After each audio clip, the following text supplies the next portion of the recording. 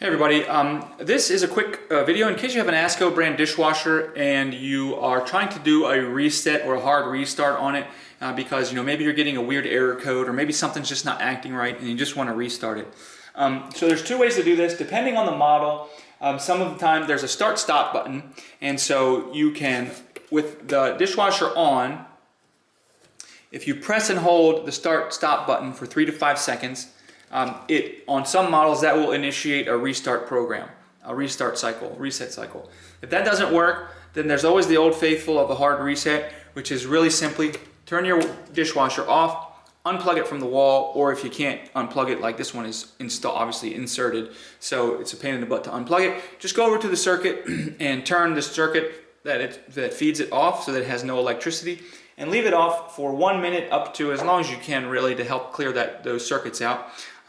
And then turn it back on and it will be reset. So thanks a lot for watching. Have a great day.